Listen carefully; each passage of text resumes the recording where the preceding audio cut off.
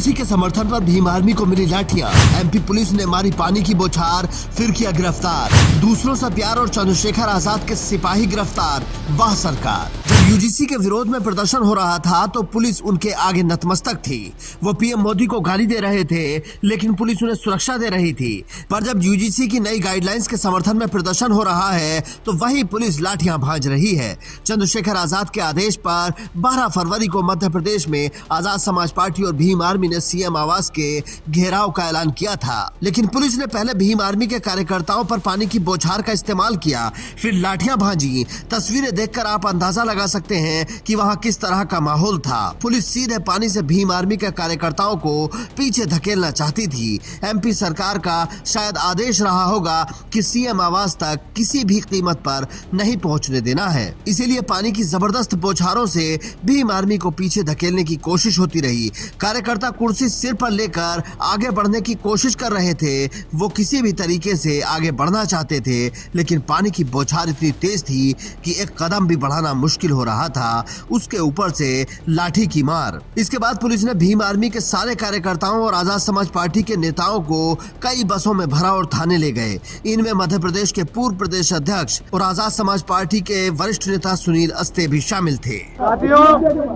बाबा साहब अम्बेडकर के बच्चे आज बाबा साहब अम्बेडकर की प्रतिमा लगाने के लिए, ओबीसी आरक्षण के लिए और हमारे जो छात्र यूजीसी में जो कानून अभी लागू नहीं हुआ है उसके लिए हम लोग सीएम हाउस से घेराव करने जा रहे थे, लेकिन ये डरपोक निकम्मी पुलिस ने हमारे भाइयों पर लाठीचार्ज किया, वाटर कैनन का इस्तेमाल किया।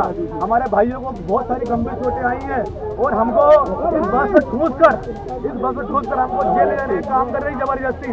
तो ये मोहल्ले सरकार सुन ले, हम लोग डरने वाले नहीं है। इस बार तुमने हमारे ऊपर लाठियां बरसाई है, हमारे ऊपर पानी बरसाया है, लेकिन ये भीम आर्मी समाज पार्टी के शेर अपने ओबीसी भाइयों के लिए, अपने दलित भाइयों के लिए, अपने पीढ़ा भाइयों के लिए और बाबा साहब अम्बेडकर के सम्मान के लिए, इस बहुजन समाज के अधिकार के लिए ऐसी कई बार लाठी खाएंगे, जेल जाएंगे, पिछाड़ने वाले नहीं है। लेकिन यहाँ सवाल ये है कि जब यूजीसी की गाइडलाइंस के खिलाफ विरोध प्रदर्शन हो रहा था तब पुलिस क्यों शांत थी? क्या उनको कहीं से ऑर्डर मिला हुआ था? क्योंकि उन लोगों ने ही बताया कि पीएम मोदी की जाति क्या है और वो उन्हें किस तरीके से जातिगत गालियां दे रहे थे, लेकिन उनसे कुछ नहीं कहा। और समर्थन करने वालों पर प्रयागराज से लेकर लखनऊ और लखनऊ से लेकर भोपाल तक बर्बरता हो रही है। क्या पुलिस के पास इसका कोई जवाब है? चेतावनी देना चाहता हूँ कि इस देश का, इस प्रदेश का बहुजन समाज और बहुसंख्यक समाज एकत्रित होकर आने वाले चुनाव में तुमको खाड़ फेंकने का काम करेगा और भाजपा की सरकार को जो है जवाब देने का काम करेगा।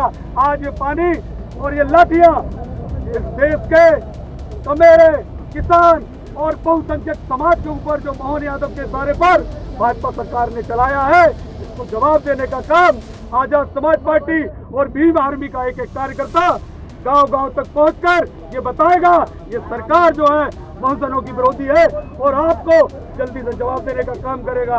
कितनी ऊंची जेल तुम्हारी, कितनी ऊंची जेल तुम्हारी, जब तक जेल में चला रहेगा। चंद्रशेखर आजाद दिल्ली से पहले ही ऐलान कर चुके हैं कि हम रुकने वाले नहीं हैं। अगर किसी को लगता है कि हम पीछे हट जाएंगे तो वो भूल कर रहे हैं। साथियों, मैं आज उदाहरण देके बताऊंगा, जो भी डिबेट करना चाहता है मैं चैलेंज करके कहता हूं, जिस भी पार्टी के राष्ट्रीय अध्यक्ष में हिम्मत हो वो आजाद समाज पार्टी के राष्ट्रीय अध्यक्ष से डिबेट करे। मैं सामान्य डिबेट में इसलिए नहीं जाता क्योंकि आजकल चैनलों पर डिबेट का अस्त्र खत्म हो गया है।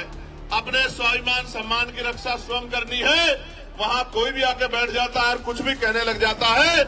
हम इतने लोगों का प्रतिनिधित्व करते हैं, इसलिए हमारी जिम्मेदारी है कि हम अपने सम्मान की रक्षा भी स्वयं करें। इसलिए मैं चैलेंज करता हूं कि जिनका भी प्रतिनिधित्व लोकसभा में है उस पार्टी का कोई भी राष्ट्रीय अध्यक्ष यूजीसी के विषय पे हमसे डिबेट करें। चंद्रशेखर आजाद ने पहले ही कह दिया था कि छात्र अपनी पढ़ाई करें और ये काम हम पर छोड़ दें। हम पूरी ताकत के साथ इस मुद्दे पर अपनी बात रखेंगे, जिसकी गूंज सुप्रीम कोर्ट तक जाएगी और सरकार को भी सुनाई देगी। आप भी कमेंट करके बताइए कि क्या पुलिस की ये कार्यवाही सही है या गलत। साथ ही इस स्टोरी को जमकर शेयर कीजिए ताकि ज्यादा से ज्यादा लोग जान सकें कि कैसे अम्बेडकरवादियों के साथ दोहरा व्यवहार हो रहा है। Bureau report, Indian news.